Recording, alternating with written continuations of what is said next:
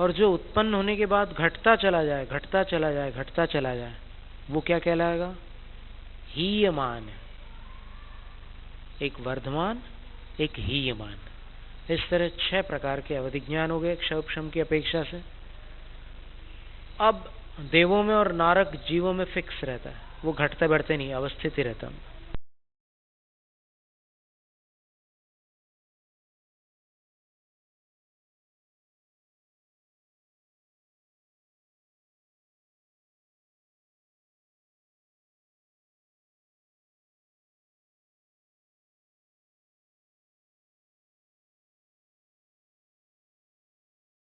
लोग अवधि ज्ञान को साथ लाते हैं, जैसे आदिनाथ भगवान थे, अजितनाथ भगवान थे, शांतिनाथ भगवान थे, कुंतुनाथ भगवान थे, और कुछ आचार्यों के अनुसार धर्मनाथ भगवान भी थे।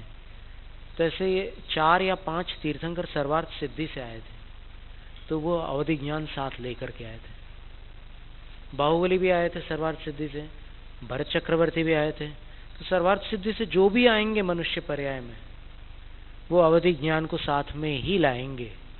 तो कौन सा अवधि ज्ञान हो गया? वो पहला वाला क्या था? अनुगामी। तो वो जीव वहां से यहां गमन करके आया, लेकिन उनके साथ वो अनुगमन कर रहा है। कौन? अवधि ज्ञान। तो अनुगामी हो गया। इस प्रकार से ये अवधि ज्ञान की चर्चा हुई। अब इसके बाद ऋजु विपुलमति मनः पर्ययः, ये 23वां सूत्र है पहले अध्याय का। पहले अध्याय में कुल 33 सूत्र हैं, आज ये 23वां चल रहा है। कि मनः पर्यय ज्ञान क्या होता है? जो किसी के मन को जान ले और बिना अनुमान के, बिना उसकी हरकतों के। नहीं तो ऐसा ज्ञान भी होता है कि किसी के मन की बात जानने के लिए उसके चेहरे को पढ़ लो, उसकी आंखों को देख लो, उसके हाथ पांव को देख लो, उसके कंधों को देख लो और गालों को देख लो, होठों को देख लो, तो फिर समझ में आ जाता है कि इसके मन में क्या है। पर ये मनः पर्यय ज्ञान जो है वो इससे अलग है। आंख बंद करके भी वो मुनि महाराज जान सकते हैं। मनः पर्यय ज्ञान की विशेषता ये है कि मनः पर्यय ज्ञान केवल मुनियों को होता है, मुनियों के अलावा और किसी को भी नहीं होता, निर्ग्रंथ मुनियों को।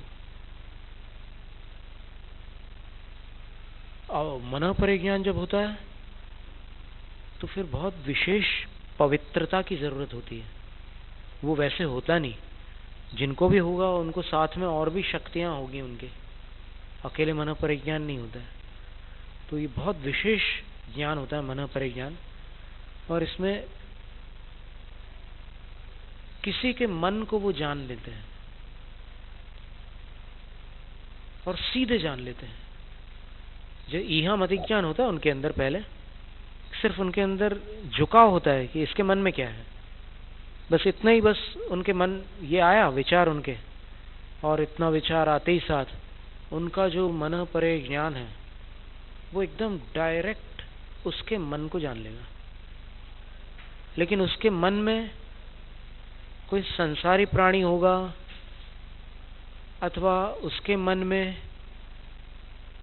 कोई ऐसी जड़ वस्तु होगी तो वो उसको जान लेंगे।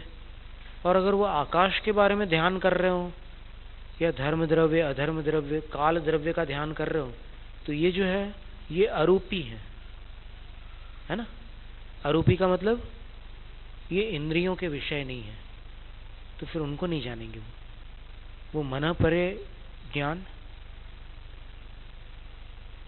जो रूपी है उन्हीं को जानते हैं। और ये दोनों प्रकार के मनः पर्यय ज्ञान में अंतर क्या है? ऋजुमति, ऋजु का अर्थ सीधा होता है, सरल, और विपुल का अर्थ ज्यादा, बड़ा, अधिक। तो ऋजुमति जिस प्राणी के मन वचन काय की चेष्टाएं सरल हो, उनके मन को जान लेगा। और कोई अगर टेढ़ा व्यक्ति है, उल्टा सीधा सोच रहा है, तो ऋजुमति ज्ञान उसको नहीं जान सकता। और विपुलमति ज्ञान कैसा होता है? वो सब कुछ जान सकता है। कैसा भी आप घुमा फिरा कर कुछ भी सोच लो, विपुलमति ज्ञान उसको ग्रहण कर लेगा। सभी गणधरों को विपुलमति ज्ञान होता है, सभी तीर्थंकरों को विपुलमति ज्ञान होता है, और विपुलमति ज्ञान उसी जन्म से मोक्ष प्राप्त करने वालों को ही होता है। ये बात हो गई। अब इनमें अंतर और भी बतला रहे हैं। विशुद्ध प्रतिपाताभ्याम तद विशेष।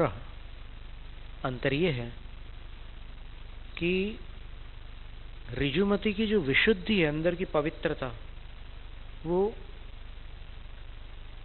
ऋजुमति और विपुलमति की तुलना करने पर ऋजुमति की जो पवित्रता है वो थोड़ी कम है, विपुलमति में बहुत अधिक है।